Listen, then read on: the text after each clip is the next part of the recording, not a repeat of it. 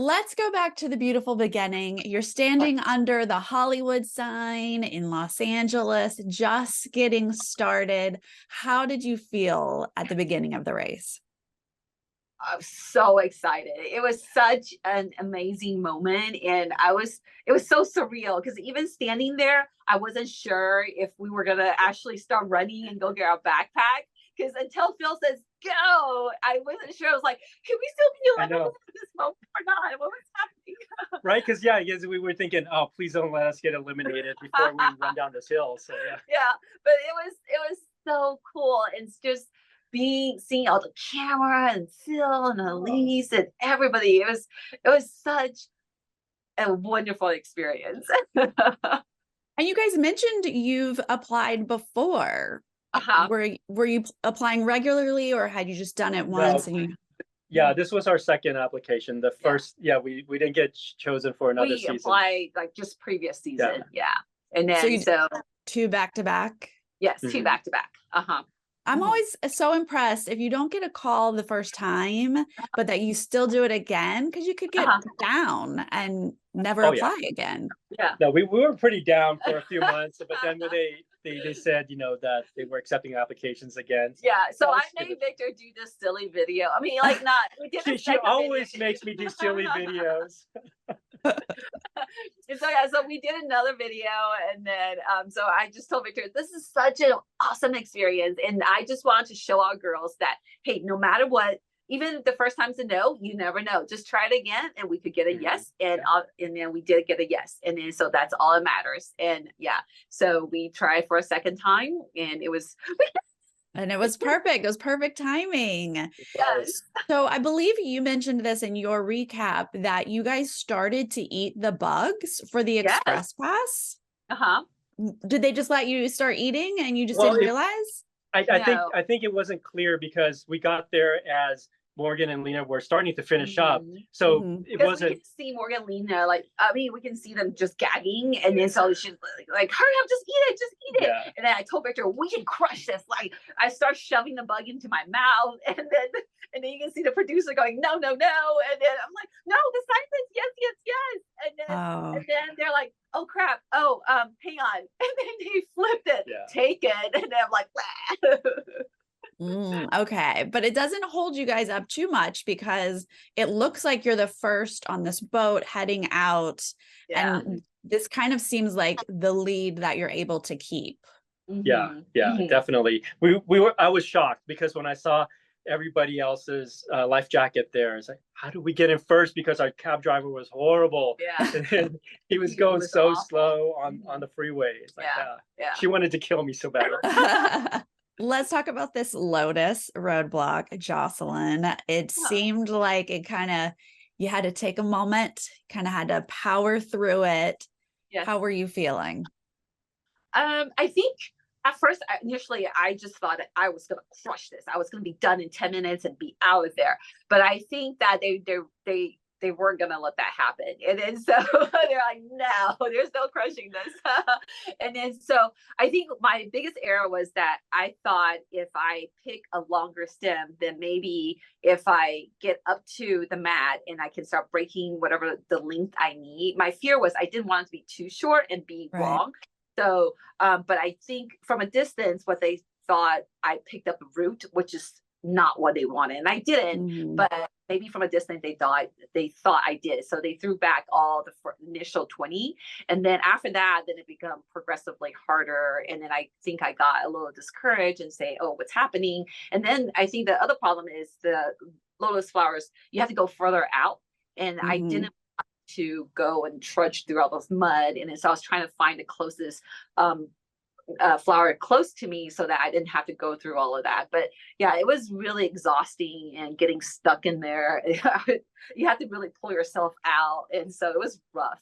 Right. And you were like shoeless at some point. Yeah, I was screaming, "Do I need my shoe for this challenge?" And nobody responded. They're like, "Yeah, we don't care." Okay. Well, then we move on to the stock up detour. And Oh, this just felt like it was made for you guys. I've never yeah, seen a team nail a market challenge like this. yeah. Well, it was amazing. She had been out in the hot sun for like an hour and a half. It's like there's no way we're going to do the pomelos, no way, because we don't want to deal with all that physical exertion. But anytime there's a market or a language, kind of challenge, I've always thought that I wanted to do that, those kind of things. And they said it was spelled phonetically. I don't have to read Thai. So yeah, I can pronounce everything with a Thai accent, not a problem.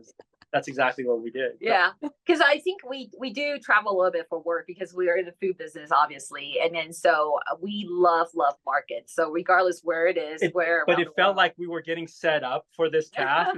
There had to be some other gimmick that we're not going to catch, right? There's no way it could be that simple. Of course, I forgot one of the coconut sugar. Didn't seem to matter. You guys nailed it.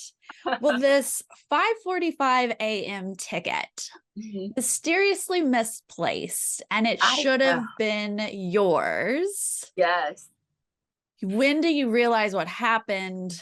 How do you feel about this? We didn't realize until until that morning. Because we thought that we had looked through the other tickets just to make sure, but I think we had just kind of felt deflated because Rob and Corey seemed to have gotten the last one. So we thought maybe there's only 3, 4, 4. Right. Yeah. So, I don't know. So we looked through the second one, but then I guess I should have looked through the third one so obviously I didn't. And then, so we didn't really know until that morning when we're gathering up and get ready to get on boat, did we realize that, oh God, there's a fourth 5:45 and Team Texas had it. So, yeah. And it doesn't, you think a 15-minute difference isn't really that big, but then as the boats get more congested, did you feel like it made a difference? Oh, huge difference, because we had done the first 2 fruit baskets, the first 2 sets so quickly. And we had the best captain, boat captain. But that last one, it was the very first one you get to, because we went all the way down to come back up, right? So we didn't have to make extra loops. And so, but that last one, there were so many boats there that I think we waited at least half an hour before everybody to finish, before we could get up there and offload our fruit. Then the rice paper just seems like it brought you guys down. Like you start to really get stressed. I think it's the judging portion. We don't know what he was looking for. We didn't know if it's a size, shape, whatever, because we could do. We felt that there was just random what he passed and what he didn't pass, because some that we thought were perfect he threw away, and some that we thought, it's horrible, and he still passed those. And so we don't know exactly what he wanted out of that. Because there are moments where he's like, okay, 2 more, and then we came back around like, oh no, 3 more, and then the one that he passed, he ejected, and then we're so confused, like, why? Be like, no, you already passed that one. No. Yeah, exactly. But then of course it's like, I don't care, I already flipped it, the camera shows it, now you have to make another one. Oh, okay.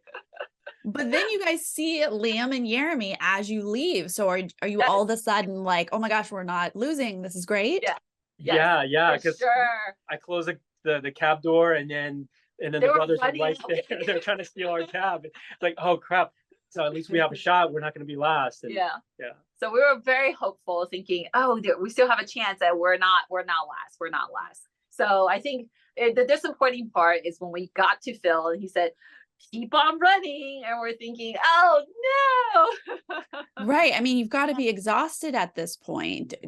How do you muster to keep going?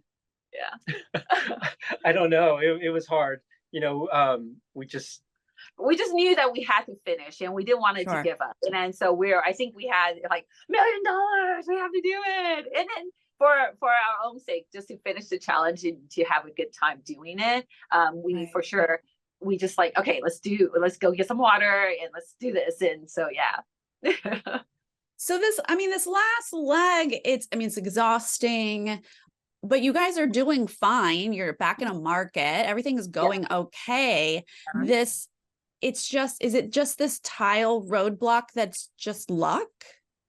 I feel it was just the luck, right, of finding it, but because I think everybody really finished the detours very efficiently, and so we were about maybe an hour behind the first team at this point, and just with minutes, behind everybody else in the back of the pack. So when we left and the Philly Johns were still there working on their fish things, like, okay, we're not last, let's keep going.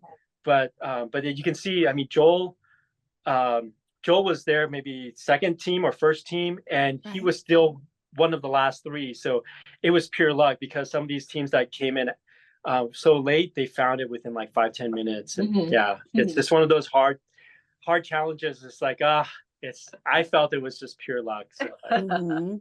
Was there a trick to your tile? Had you already passed it, or you just got there when you got there? I feel that I did not pass it, but on what they showed was I made a comment that, there's some additional paint blotches on here that weren't on my picture. So, between the time they took that picture that I was trying to match, because it wasn't just the prongs on top of the animal heads. It was a little bit more, because there were so many tiles that looked like that, but it was like 2 little specks of dirt in the upper left-hand corner. That's what keyed me, because everything else I felt was, it was just a bland tile that I'd seen, and it was just those 2 little specks of dirt that said, this is the tile. So, yeah. Okay, well, the pit stop is like right there. So you see the last team is checking in, you guys are about to be eliminated. How do you keep going and finish? I thought that, okay, they already checked in. They're just gonna say mercy and let me and give me a pass, right? So I actually called for a check twice before, just to see. It's like, okay, they already checked. We're last team. Like, how long can they keep us out? It's hot. Nobody wants to stand out here forever. So I did 2 checks, and they still said no. So it's like, fine, I guess I really have to find this thing. And within like 5 minutes, I found that tile. Yeah. This is heartbreaking. You guys had 2 first place finishes, and now you're out. What is it like standing on that mat with Phil? I think we're disappointed, obviously, in that we didn't. I think for the most part, I personally feel like I really should have done the challenge, and maybe it would have been a different outcome, maybe. And then, but it was heartbreaking. I think that we thought we could get further along, and then so again, a lot of the race is sort of things that just happened. Like, Victor wore shorts that day. I don't know why he decided to wear shorts that day. Had he not wore shorts, then we would have saved 5 minutes at the temple, because you saw a glimpse of him looking through his bag while I'm saying, I think we have to go inside. Yeah, because tradition wise, you can't wear shorts, and you can't have your shorts. That's why you see a lot of people were covered up. Yeah, and then so somehow we got to the temple, and then we didn't see that there was a blanket, like a basket of cloth that you could borrow. And then so Victor, when we got there, Victor was like, I have to find my pants. And then so there are just little things that I guess keeps setting us back in time. And so ultimately, it's luck. Yeah. I really feel like this was a leg that was just luck, because all the other teams were so good. Luck just wasn't on our side that time. So, yeah. Well, how was it to do this race together? Oh, I love it. It's so much fun. I mean, because I was thinking, like, at first I was thinking, is it going to make a difference in our marriage or how? But it really does. I think I was telling everybody, like, if you need a marriage counselor, join Amazing Race, because you have to fill out all these questionnaires, and you have to really reflect on who are you as a person, who are you as a couple. And then being stuck in a hotel room with him 24/7, going out to do challenge with him. It's like, it's a compressed life. Like, you go through all your challenges, you go through all up and downs, and you try to interact with each other as best you can. And so, yeah, it's really fun. And it's very exciting. So you should be on it. I'm not going with my husband, I'll tell you that. Well, thank you so much for your time today. Thank you. Bye.